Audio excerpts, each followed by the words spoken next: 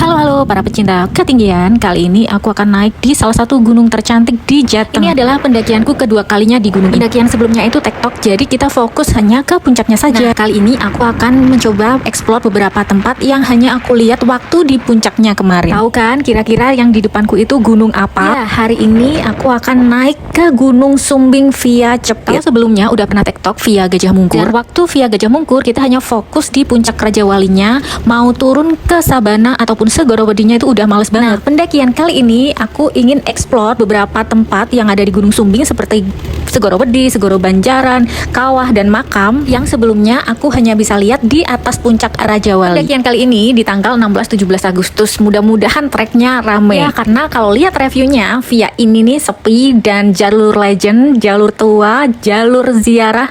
Ada lagi yang katanya horor juga sih. Nah, aku udah sampai di base camp Gunung Sumbing via Cepit dan di depan sudah terlihat Gunung Sumbing dengan gagahnya sedikit tertutup kabut ya. Untuk registrasi via Cepit ini hanya 35.000 per orang. Dari base camp sampai perkebunan warga sebelum pos 1 ini ada ojek ya. Nah, ini ditarik dengan harga 25.000 per orang. Ojeknya ini worth it ya. Jadi nggak kayak di via Gajah Mungkur kenceng. Nah, ini masih pelan-pelan.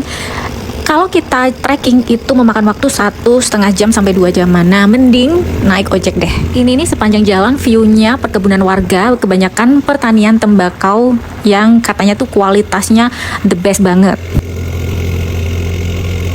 Akhirnya sampai juga di batas perkebunan warga. Kita akan trekking naik ke atas menuju pos 1. Dari pemberhentian ojek sampai pos 1 itu masih memakan waktu sedikit aja ya guys. Hanya 10 menit atau 15 menitan aja. Nah, selebihnya dari pos 1 sampai ke pos 2, pos 3, dan pos 4.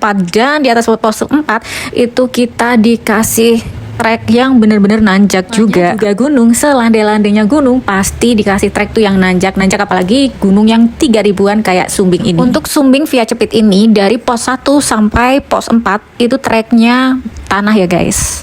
Kalau lihat estimasi di peta yang diberikan dari pihak base camp itu sampai Segorowedi sekitar 5 jaman karena hari ini pengen banget ngecamp di Segorowedi.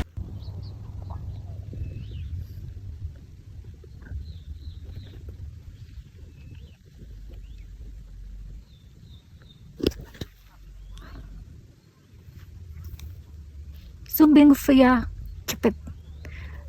Sakitnya itu berasa karena ditolak. Sumbing via Duku Seman karena full kuotanya. Akhirnya pindah di jalur sebelah yaitu Sumbing via Cepit dan treknya mantap.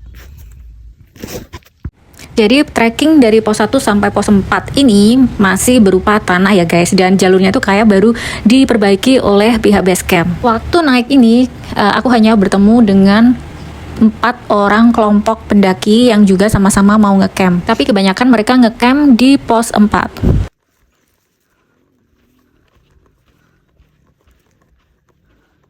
Nah, setelah camp area di pos 4, kita akan naik lagi karena tujuan utama kita itu ngecamp di Segorowedi. Selama trekking dari pos 4 menuju Segorowedi, kita disuguhkan dengan view sabana yang cukup luas, cantik, tebing-tebing tinggi yang bikin kita itu terpesona ketika naik treknya semakin naik. Sepanjang perjalanan, kita juga bertemu dengan pendaki tektok yang sudah mulai turun. Dan sesuai review yang aku lihat sebelumnya, memang jalur ini tidak serame jalur Sumbing via Gajah Mungkur. Untuk kalian yang mau ke Segorowedi, Segoro Banjaran, ke Kawah, ini recommended banget jalur ini. Untuk kelanjutan review Sumbing via Cepit ada di part 2.